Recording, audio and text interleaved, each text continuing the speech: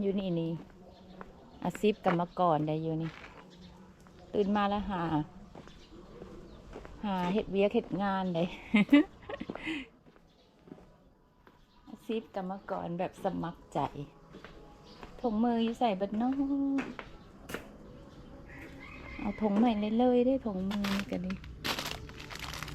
ตัวนี้ตัวแดงอ่อนกลัวเบื้องขวาเบื้องซ้ายขวาคันสั่งมาหลายๆจังซี่แล้วมันถึกแน่คันเราไปซื้อเอาเป็นคู่นะถึกคู่หนึ่งอันนี้ทางเดียวกันอันนี้ซ้ายกับขวาคันเราซื้อเป็นหลายๆจังซี่นะเป็นธงจังซี่นะอันถึกกว่าจะถึกกว่าหลายปานใดค่ะครูว่าถึกกว่าแน่นอนธงใส่ทรายนี่ก็คือกันคันเราซื้อเป็นมัดละมัดหนึ่งมีร้อยถงนะถึกแต่150,000เนาะ110,000ก็$5เนาะคันเราไปซื้อเป็นแบบเท่าละ10 ถงหรืออีหยังนี่ก็แพงกว่าหากกะบ่จื้อดอกว่าแพงกว่าเท่าไหร่ฮู้แต่ว่าแพงกว่าบางสิ่งบางอย่างที่มันแบบว่าราคาลื่นกันน้อยหนึ่งนะดอน2 ดอนจังสิเฮาก็บ่ค่อยได้ใส่ใจเอามาเปรียบเทียบดอกว่ามันลื่นกันน้อยหลายปานใดนะ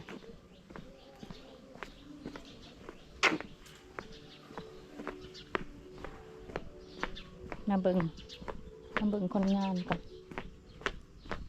คนงาน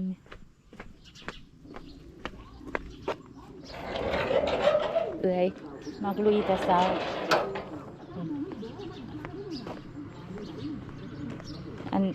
อาชีพกรรมกรเนาะอยู่ประเทศลาว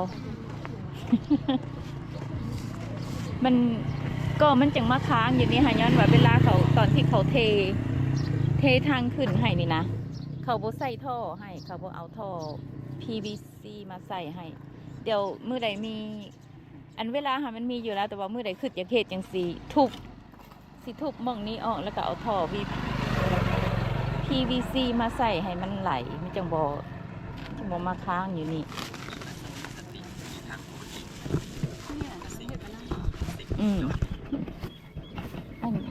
มันลงทางไหนอิลูลูมันลงทางไหนมันโดดลงทางนั้นได้ฮะเนาะผูกบ่ได้ตั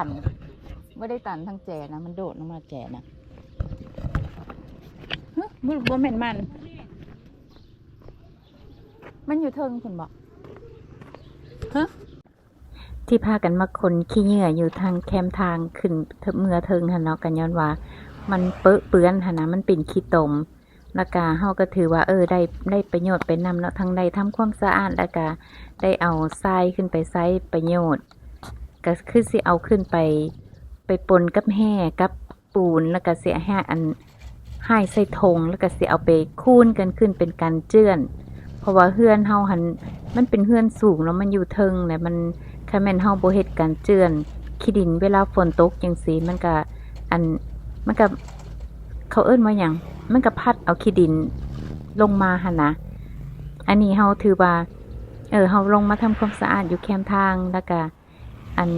เอาขึ้นไปใช้ประโยชน์ดีกว่าเฮาปาให้มันเป็นขี้ตุ่มอยู่นี่เนาะมันก็เฮ็ดให้หน้าบ้านเฮามันเบิ่งบ่สะอาดหั่นนะถึงมันจะเป็นแคมทางเป็นหนทางแต่มันก็อยู่ในบริเวณเฮือนเฮาหั่นนะเฮ็ดเวียกอยู่นี้แล้วก็สิแวะไปเบิ่งเฮือนพักอยู่แถวแคมป์ของให้เอื้อยเนาะมีเอื้อยฮักเพิ่นมาแต่ประเทศอเมริกาแล้วเพิ่นตอนนี้เพิ่นอยู่หลวงพระบางแล้วเพิ่นมาอยู่ได้เดือน1 เดือนไปแล้วแหละแล้วเพิ่นยังบ่ทันอยากกลับอเมริกานะเพิ่นว่าอยากมาเบิ่งทะแขกว่าเป็นจังไดเพราะว่าเพิ่นหากมาประเทศลาวเป็นครั้งแรกเนาะเพิ่นจากประเทศลาวไปตั้งได้รู้สึกว่าเพิ่นเว้าสู่ฟังนี่50 ปีแล้วเพิ่นมาเที่ยวแต่ก็บ่เคยมาฮอดประเทศลาวจักเทื่อเนาะมาแต่ฮอดประเทศไทยมาเทื่อนี้เพิ่นตั้งใจมาเลาะเบิ่งประเทศลาวว่ามันสิน่าอยู่บ่เพิ่นก็มาเลาะเบิ่งท่าผัวเพิ่นแหละเนาะวันผัวเพิ่นเกษียณแล้วพวกเพิ่นก็จังสิ สิพากันตัดสินใจว่าสิอยู่ลาวหรือสิอยู่ไทยดีเฮาก็เลยว่าสิไปเบิ่งสิไปหาเลาะอันเบิ่งเฮือนพักแถวแคมป์ของให้เอื้อยเราอันจักคืน2คืนคันแม่นเราเพิ่นมักเนาะอยู่อันเพิ่นมักเพิ่นก็อยู่ต่อคันบ่มักก็เฮาไปหาเลาะ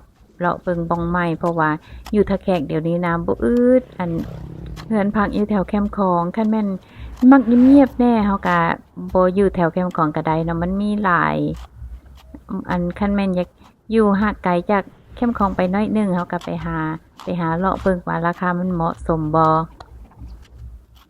ที่ร่วมกันไว้ก็คือเฮาแนะนำให้เอื้อยเพิ่นเพราะว่าเนื่องจากเพิ่นมีของหลายเนาะเพิ่นซื้อของมาฝากพี่ฝากน้องเพิ่นหันนะก็เลยแนะนำเพิ่นว่าให้เอื้อยส่งมาทางขนส่งเด้อเฮาสิเอามาไว้ให้และอันเพิ่นมาแล้วเพิ่นก็ซื้อรถถีบไฟฟ้าไซเนาะเพราะว่าแค่แม่นบ่ซื้อรถถีบไฟฟ้าไซอันเพิ่นอยู่หลวงพระบางหันนะอันเฮาใช้แท็กซี่หลายมันก็มื้อหนึ่งนี่คันเฮาเที่ยวไปหันมานี่หลายมันก็แอรับได้เพิ่นก็เลยตัดสินใจซื้อรถถีบไฟฟ้าไซส่วนตัวเพิ่นเนาะเวลาเพิ่นไปตลาดตะลี่ไปร้านค้าร้านขายก็เลยแนะนำเพิ่นว่าเอื้อยไปทำขนส่งเด้อว่าส่งรถอันถีบไฟฟ้าจากหลวงพ่อบางมาท่าแขกมันสิประมาณใดเพิ่นบอกว่าไปถามขนส่งมาแล้วเขาว่าประมาณ300,000 ปลายก็ถือว่าโอเคเนาะเดี๋ยวกว่ามาแล้วสิมาซื้อใหม่หั่นนะก็เลยบอกเอื้อยเพิ่นว่าให้ขี่ยนต์มาเอามันจะง่ายเนาะให้เอื้อยเราขี่ยนต์มาแต่หลวงพ่อบางมาเวียงจันทน์แล้วก็มาต่อยนต์อยู่เวียงจันทน์หาสวรรณเขตส่วนเฮาก็สินั่งรถตู้ขึ้นไปรับเอาเพิ่นอยู่สวรรณเขตแล้วก็แพลนกันไว้ว่าสิไปนอนลิ้นอยู่สวรรณเขตจักคืน2คืนคู่เทื่อเฮาไปเฮาก็บ่ได้นอนพักเทื่อหั่นนะมีแต่ไปแล้วก็กลับสุดนี้กันเลยว่าสิอยู่จักคืน2คืนเนาะเพราะว่าทุกเทื่อที่ไปก็บ่ได้อยู่บ่ได้ฮอดไปเลาะตลาดกลางคืนเพิ่นเอิ้นหยังเราเจริญเนาะแถวเราเจริญหั่นนะแล้วก็มีวัดเก่าที่เอื้อเราอยากไปหั่นนะก็เลยว่าโอเคเฮานอนอยู่อันสวรรณเขตจักคืน2คืนแล้วก็สวยโอกาสไปอันสถานที่ที่เฮาอยากไปแต่เฮายังบ่ทันมีโอกาสได้ไปเทื่อยังอีกบ่โดนเนาะประมาณอาทิตย์หน้าเฮาจะมีการไปเที่ยวสวรรณเขตแล้วก็จะพา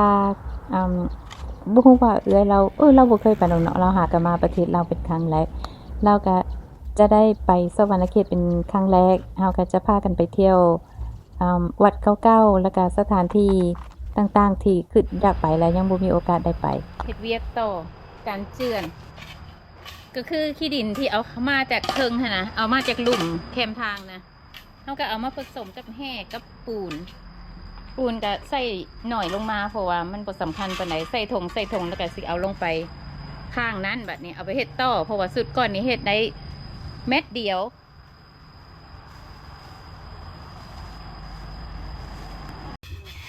หินแห่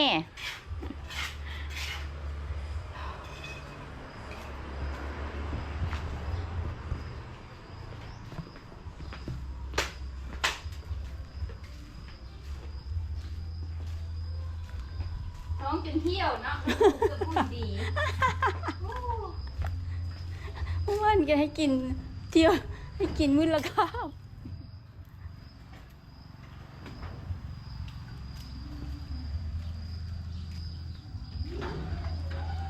ใครแน่ว่ามีเสียงอันนั้นแหละรำคาญรถไปอ้อมลัดมาแต่ทางหน้าคน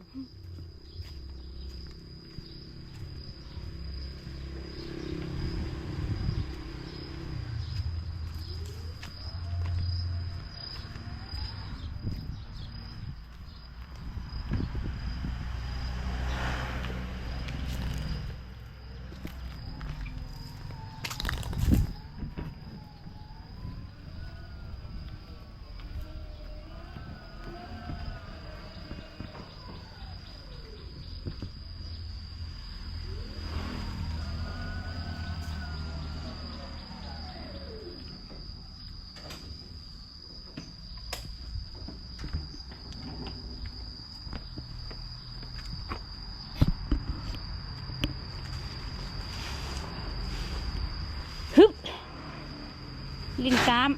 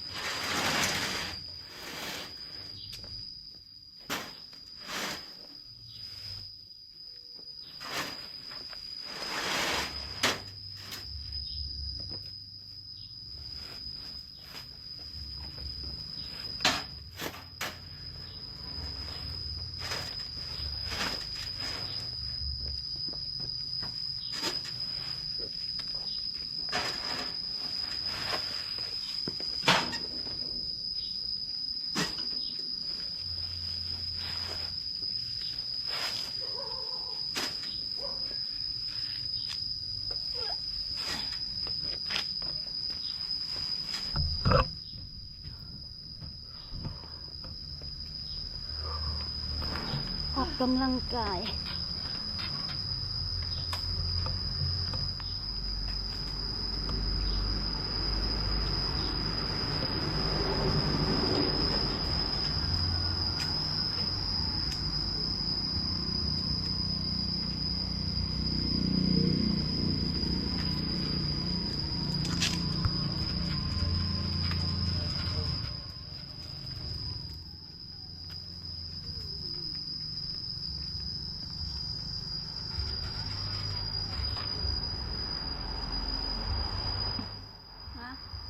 ตื่นเลย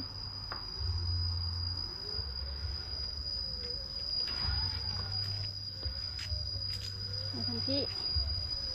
เดี๋ยวมาพี่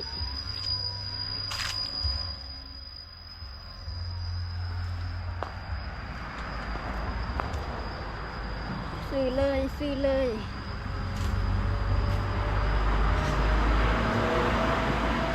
โอ้ขอว่าแตกได้แก้วที่มินแตกพื้นแตกเหรอมันนักมันนักเลยปลาอุบรถเข้าไปคือเอาคืน เอาคืนโอ้ได้ละโอ้มองนี้นี่กึบรถลุกลงไปเลยโอ้เขาว่ามันยุบนะที่ดินเขาอันมันโค้งเนาะแน่นยุบมันไหลเข้าไปยุ่งเรื่อยๆเลย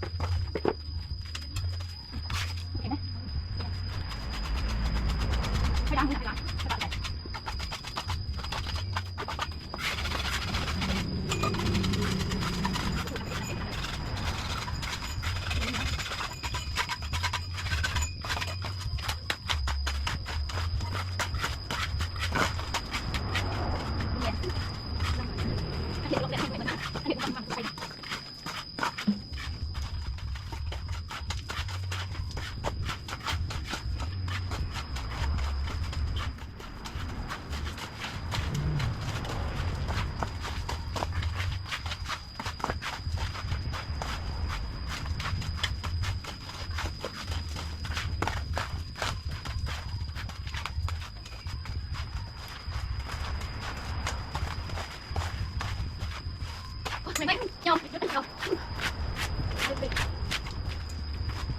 บายดีมาแวะถามเบิ่งเพื่อนพักจะหน่อยเอื้อยนี่เอื้อยเพิ่นสิมาแต่หลวงพระบาง มาถามให้เพิ่นว่าคันอยู่เป็นเดือนโอ้ยอันน่ะทับตีนสบายดี เจ้าเฮ็ดเวียกอยู่นี่บ่เจ้าเฮ็ดเวียกอยู่นี่บ่อยากถามเรื่องห้องอยากถามเรื่องห้องพัก พนักงานตัวจิ๋ว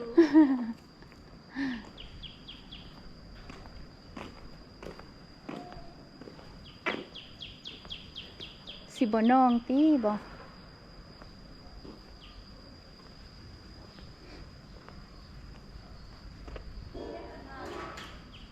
สบายดี อันขอถามเรื่องห้องแน่ อัน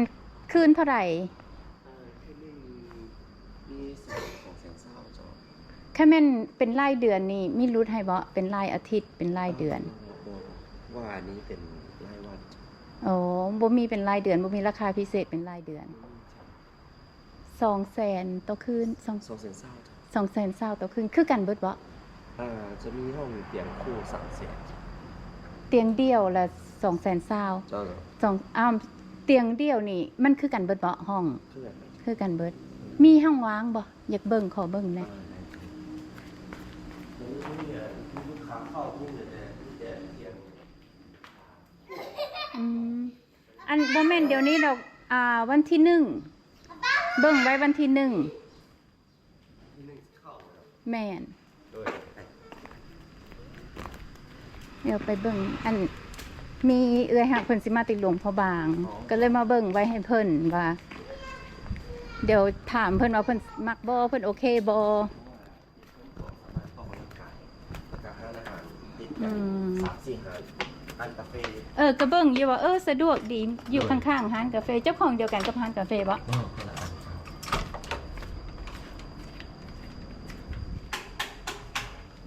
คนละอัน ห้องน้ำ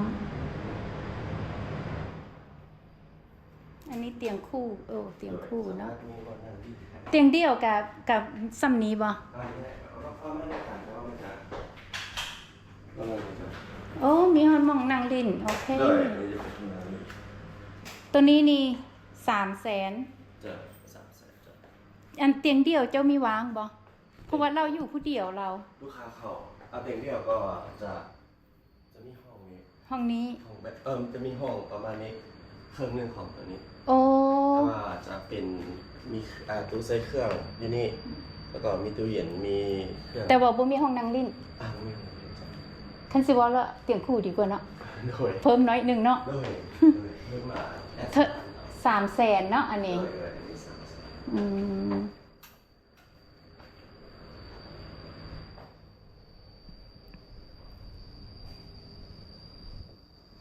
โอเคขอบใจเดียว ถามเพิ่นเบิ่งก่อนว่าเพิ่นคันเพิ่นโอเคแล้วจะมาจองไว้ ยันโบวางเนาะอยู่แถวแคมป์ของนี่ เต็มที่มือเจ้าเป็นมีเดียวนี้คือเลยบ่เต็มเดี๋ยวห้องเดียวเลย ดี เบิด18ห้องเดี๋ยวห้องเดียวอีกแล้ว เต็มเลย เดี๋ยวค่อยเอาเบอร์จะไว้แล้วแค่แม่นเราโอเคแล้วจะจองไว้ให้เรายันจะไหนมาแล้วพัสิบวาง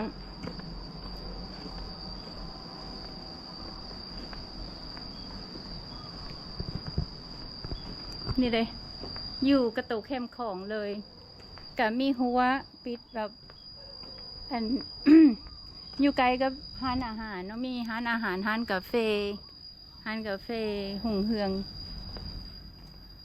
เพื่อนพัก